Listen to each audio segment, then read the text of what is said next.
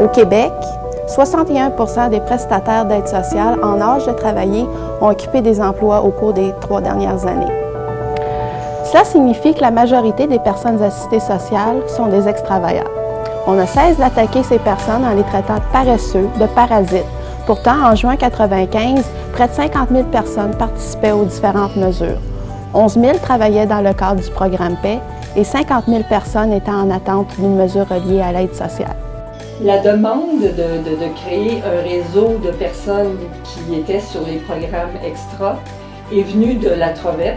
C'est la table ronde des organismes volontaires d'éducation populaire. C'est Normand Gilbert qui s'est adressé au CLC pour avoir un organisateur communautaire pour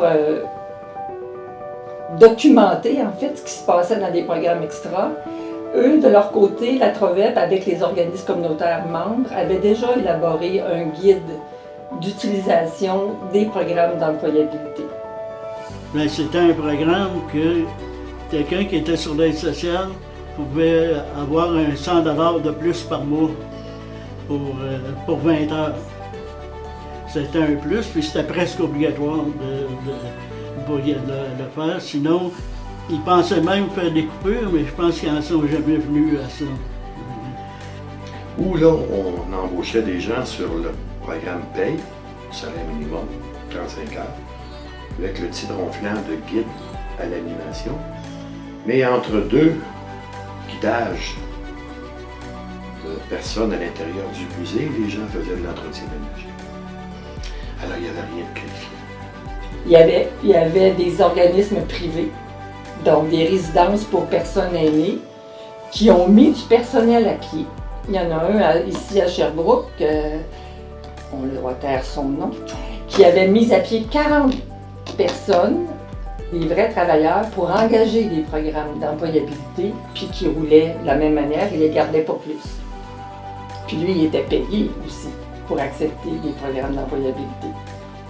Moi, je me dis que ces programmes-là, ça menait à rien. C'est ça qu'on ne pouvait pas rencontrer, d'aller dans le privé ou avoir un emploi là-dedans, ou demeurer où on était. Parce que c'était des programmes de 6 mois, surtout extra. Puis après que tu avais fait le programme, pour avoir droit à un autre programme, il fallait que tu attendes 6 mois. Fait que les gens, ils n'étaient pas motivés, il n'y avait rien. Toute personne a le droit de gagner sa vie par un travail librement choisi et consenti, dans des mesures qui respectent sa santé, sa sécurité et qui lui procurent un revenu suffisant pour lui et sa famille.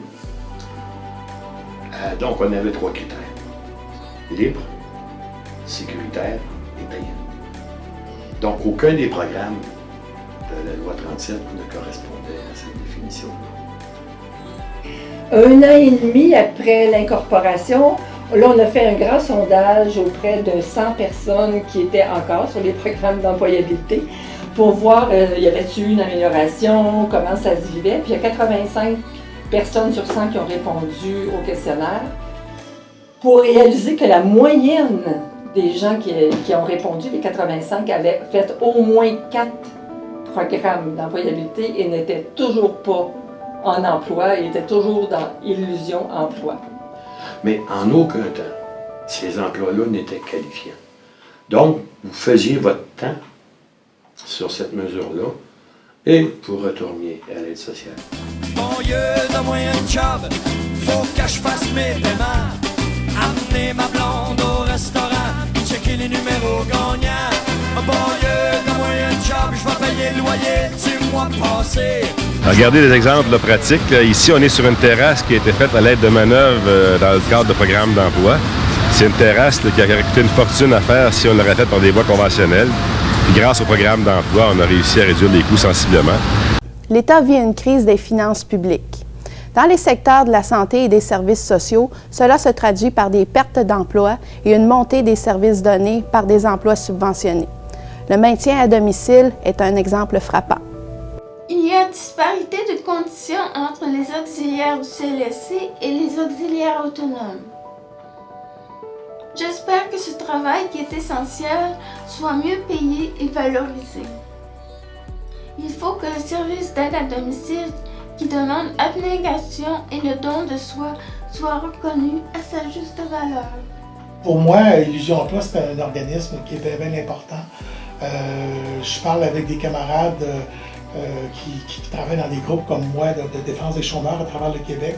Puis à part Trois-Rivières, où il y a un organisme qui vient en aide aux non-syndiqués, l'Estrie, je pense que c'est le seul groupe à part Montréal puis Trois-Rivières, seul endroit où il y a un organisme qui fait ça. Alors, je dirais qu'on a été privilégiés, nous, en Estrie, de pouvoir compter sur un organisme comme celui-là. Parce que c'est quand même terrible de constater qu'on est en 2021 puis qu'il y a encore des gens qui, en travaillant 40 heures semaine, ne réussissent pas à sortir de la pauvreté.